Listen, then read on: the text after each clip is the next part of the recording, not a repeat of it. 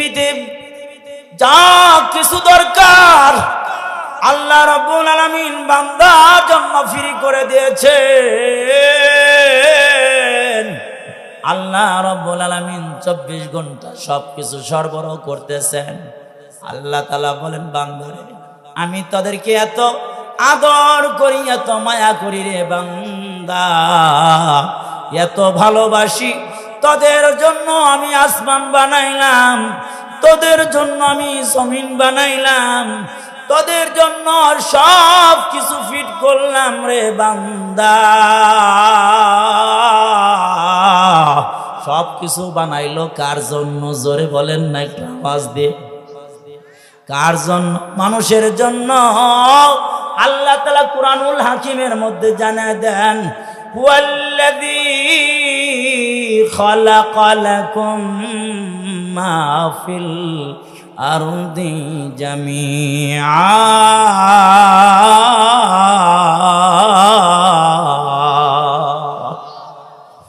আল্লাহ পাক ডেকে বলেন, ও বান্দা, পৃথিবীর মধ্যে যা কিছু দেখো সব কিছু বানাইলাম তোদের জন্য রে বান্দা, সব কিছু তোদের জন্য বানাইছি। যা কিছু দেখো সব কিছু আমার জন্য, আপনার জন্য বানাইছি। তাহলে প্রশ্ন হয়, আমাদেরকে কার জন্য বানাইলেন? আল্লাহ রাব্বুল আলামিন ডেকে বলে, ও বান্দা, আমি তোদেরকে এবং জিনদেরকে শুধু বানাইছি আমি আল্লাহর জন্য, আমার দাসত্ব করার জন্য। আল্লাহ রাব্বুল আলামিন কুরআনুল হাকিমের মধ্যে জানা দেন, ওয়া মা খালাকতুল জিন্না ওয়াল ইনসা ইল্লা লিয়াবুদুন।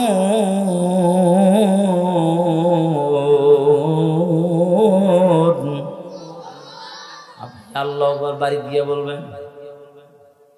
আল্লাহু আকবার বলতে আপনার কষ্ট হয়? কষ্ট হয় না? আল্লাহু আকবার একটা ওয়াজ করতেছিলাম হুজুর অন্যদিকে, তাহলে আল্লাহু আকবারের ওয়াজ করিনি। তাহলে আল্লাহু আকবার যদি বলতে চায় না, তাহলে আল্লাহু আকবারের ওয়াজ জীবনে শোনেন নাই, আল্লাহু আকবারের ওয়াজ, তাহলে আল্লাহু আকবারের ওয়াজটা শুনে দিন। আমার ভাইরা, এই পৃথিবীতে আসার আগে মানুষকে আল্লাহর পরিচয় তুলে ধরেছে। আল্লাহ রাব্বুল আলামিন দুনিয়ায় পাঠানোর পরে বান্দার সামনে সর্বপ্রথম যে তাকবীরটা তুলে ধরেছেন, ওই তাকবীরের নাম হলো আল্লাহু আকবার। কি আকবার? জোরে বলেন না, মুহাব্বতের সাথে বলেন আল্লাহু আকবার। আরো জোরে শুনতে চাই, আল্লাহু আকবার।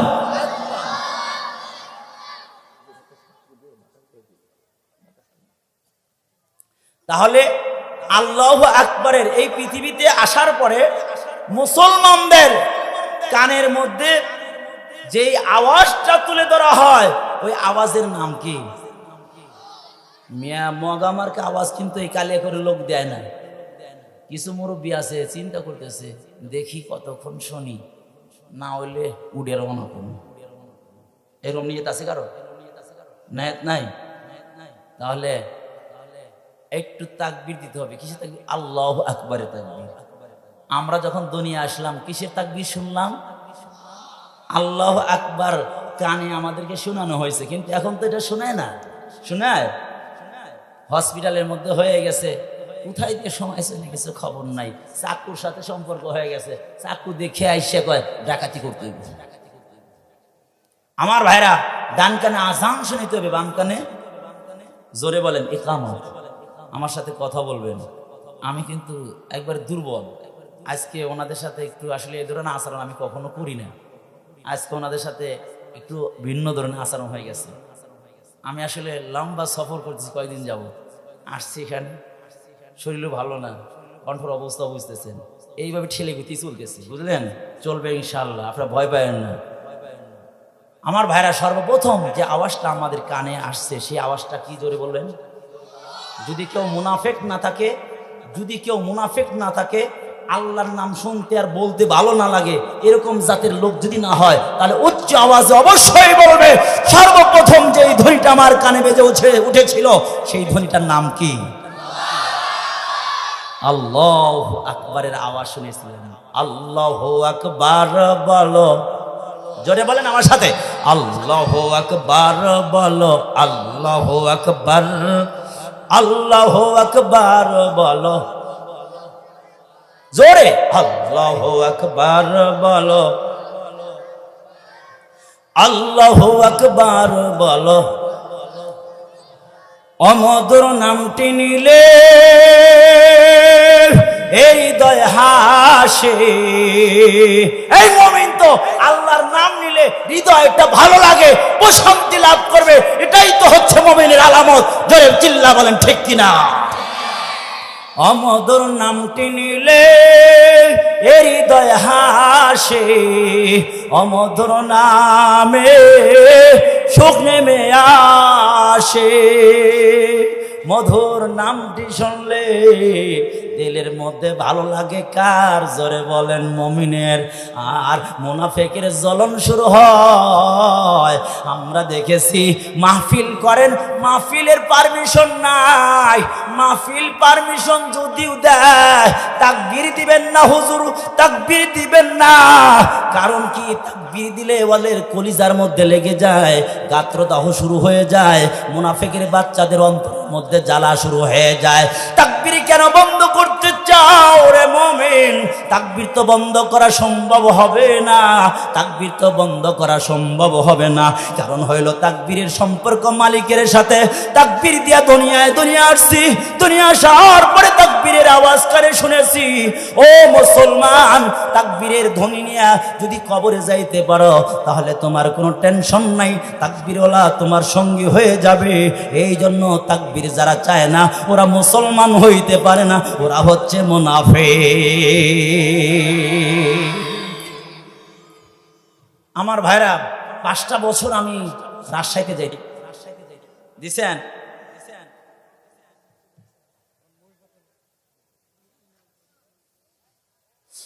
আমরা যারা স্টেজে আছি বা বাহিরে আছি, যে যেখানে আছি, একটু মনোযোগ দেন, মনোযোগ দেন ভাই। দিলের সাথে বয়ানের সম্পর্ক দিলের সাথে। ইচ্ছা করলে বয়ান করা যায় না, ইচ্ছা করলে বয়ান আসে না, ইচ্ছা করলে সবকিছু হয় না, সবকিছু ডোর কার হাতে। আরো জোর হাসতেছে। আল্লাহ, আজান শুরু হয়েছে আল্লাহ দিয়া। হুজুর আজান শুরু হয়েছে কি দিয়া? আল্লাহ শব্দ দিয়ে। আজান শেষ হয়েছে কি দিয়ে? আল্লাহ শব্দ দিয়ে আজান শুরু হয়েছে রে দোস্ত। আজান শেষ হয়েছে আল্লাহ শব্দ দিয়ে। আল্লাহ বুঝা দিতে চান, সূরা রহমানের দিকে ইশারা কইরা আল্লাহ তাআলা জানা দেন, কুল্লু মান আলাইহা ফান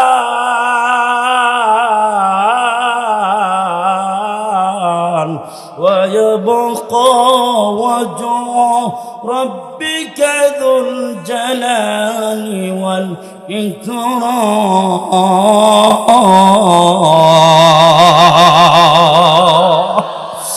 আল্লাহ বলেন, ও বান্দারে, আমি আল্লাহ শব্দ দিয়ে আজান শুরু করাইছি, আল্লাহ শব্দ দিয়ে আজান শেষ হয়েছে। বুঝা দিলাম, এলানের মধ্যে বুঝা দিলাম, আমি শুরু আমি শেষ। শুরু কে? জোরে বলেন, শুরু কে? আল্লাহ শুরু, আল্লাহ শেষ। আল্লাহ আছেন, আল্লাহ আছেন, আল্লাহ ছিলেন, আল্লাহ থাকবেন। ও বন্ধু, আল্লাহ তাআলা সূরা রহমানের মধ্যে জানা দেন, কুল্লু মান আলাইহা ফান।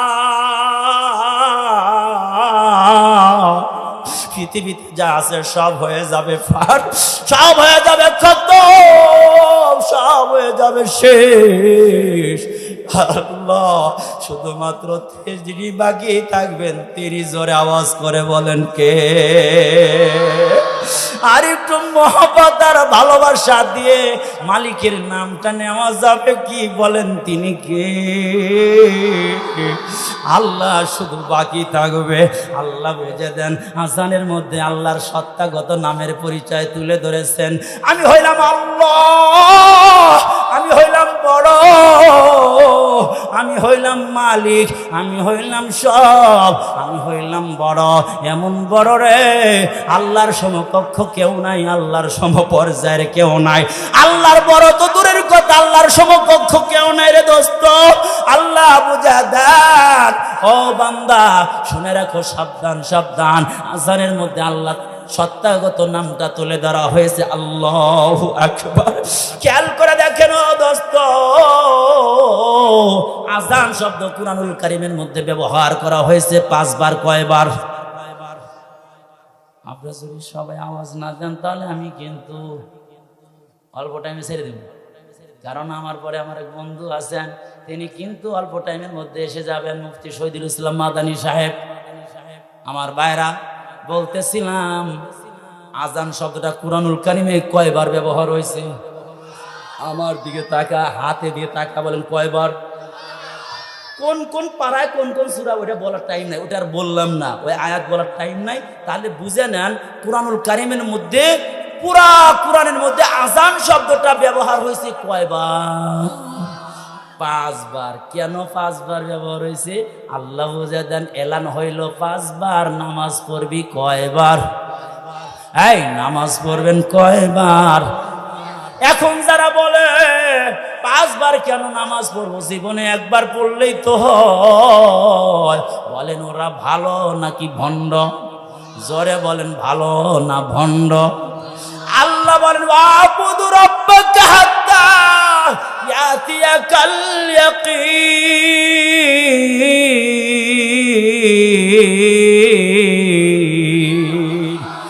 এই ইবাদত করবি কতক্ষণ?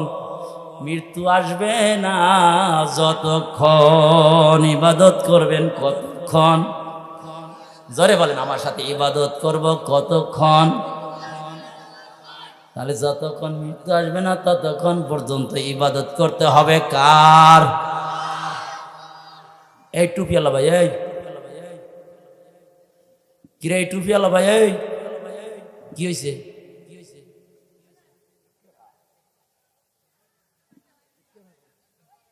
ও ঠিক আছে, 1 নম্বর। খেয়াল করেন মিয়া, 1 আঙ্গুল উঠেলে 1, বোঝেন নাই? 2 আঙ্গুল উঠেলে মানে 2টা, বোঝেন নাই? একটার লগে 2টা, বুঝতে পারছেন? আল্লাহু আকবার বলেন।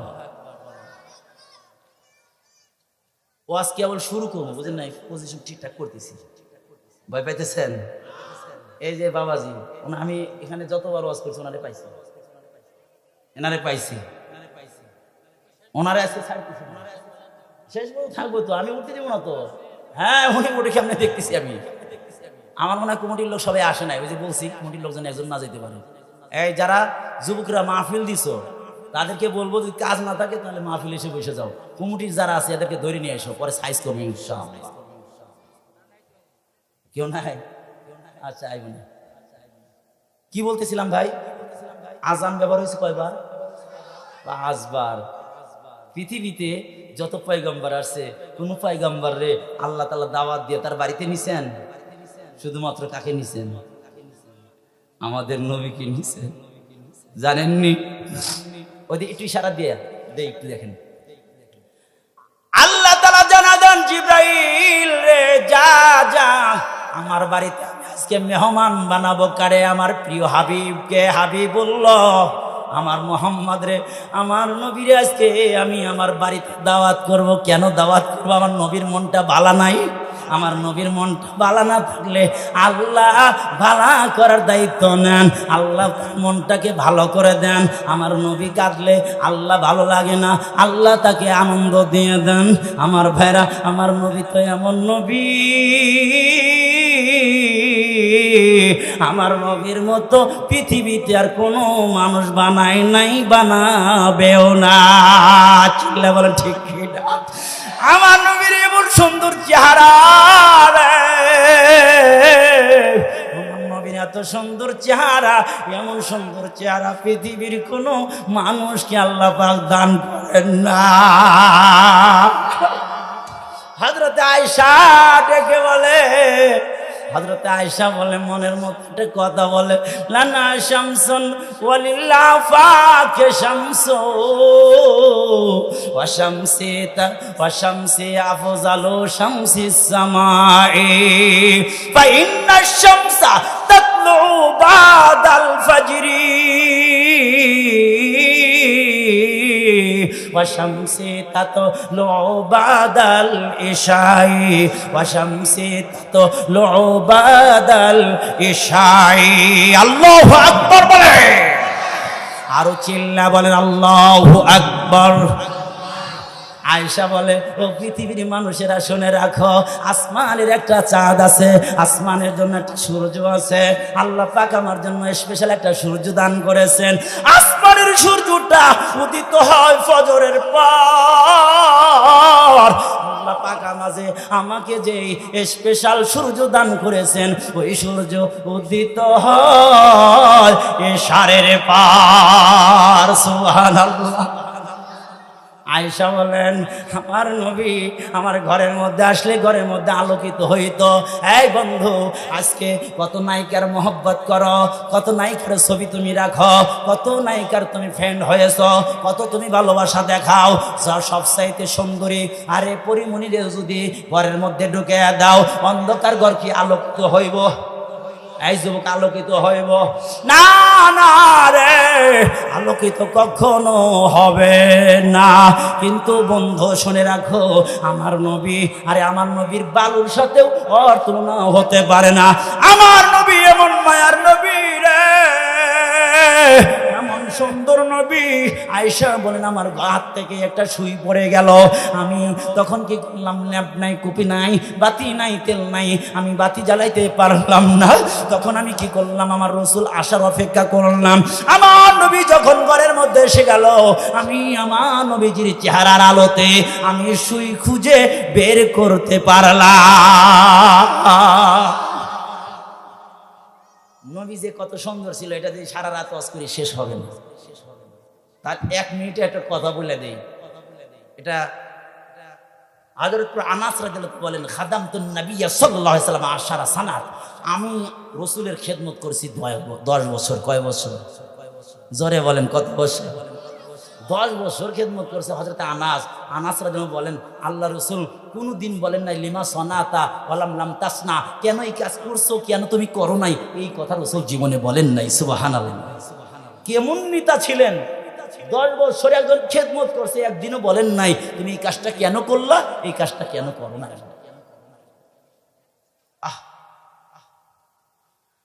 আমার রাসূল এমন মায়া রাসূল রে, রাসূলের চেহারা কেউ দেখলে অন্যদিকে তাকানোর আর সুযোগ কেউ পেত না। আমার রাসূলের দিকে তাকাইলে শুধু তাকায় থাকতেই মনে চায়। আল্লাহু আকবার। হযরত আনাস বের হইয়া পাহাড়ের পাদদেশে দেখে রাসূল যেন কি যেন খুঁড়তেছেন। ইয়াখুদুল আহজার, আল্লাহর নবী, বিশ্ব নবী রাহমাতাল লিল আলামিন পাথরগুলো আস্তে আস্তে তালাশ করতেছে, পাথর উঠাইতেছে, পাথর উঠাইতেছে। বন্ধু, পাথর যখন উঠাইতেছে, দোস্ত গো, পাথর উঠাইলে হযরত আনাস ডেকে বলে, ইয়া রাসূলুল্লাহ লিমা তাখুদুল আহজার, পাথর কেন আপনি সংগ্রহ করতেছেন, কারণ কি? আমার ভাইরা, পাথর যখন সংগ্রহ করতেছেন, এমনই সময় আনাস যখন জিজ্ঞেস করলেন, লিমা তাখুদুল আহজার ইয়া রাসূল, কেন আপনি পাথর সংগ্রহ করতেছেন ইয়া রাসূলুল্লাহ?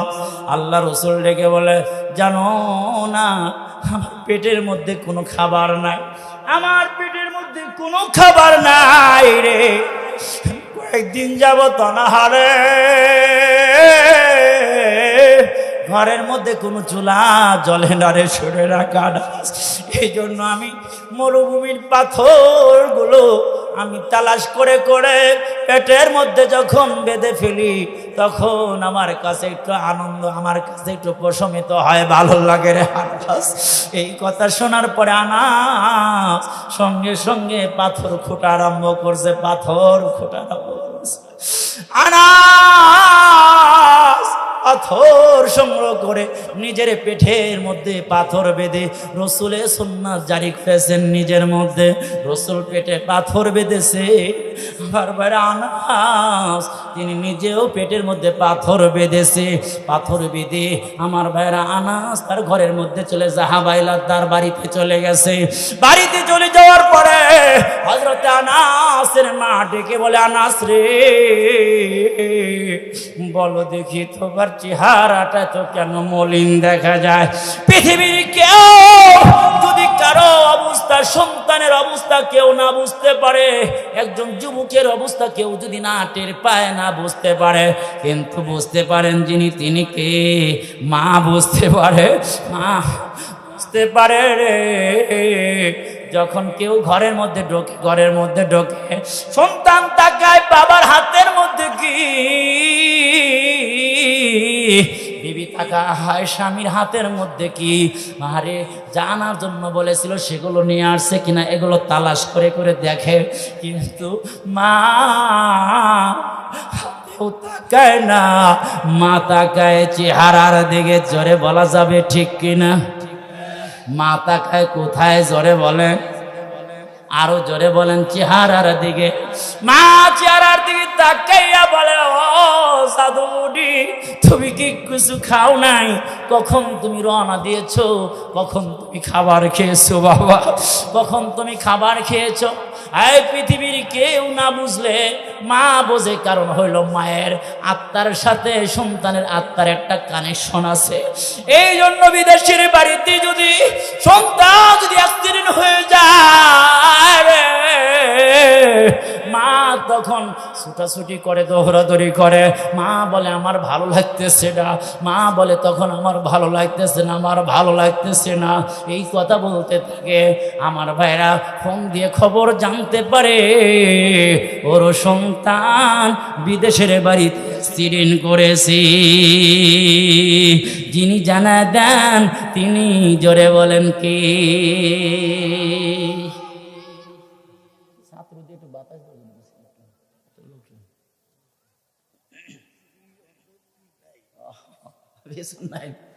আচ্ছা দেখেন তো একটু করা যায় নাকি?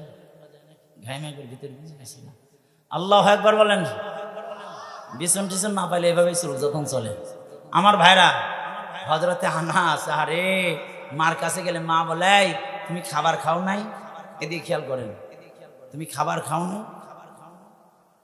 হযরতে আনাস চিন্তা করলেন, মাহফিলের চতুর্পাশে মানুষ তো, এদিকে সেদিকে কথার আওয়াজ হইতেছে।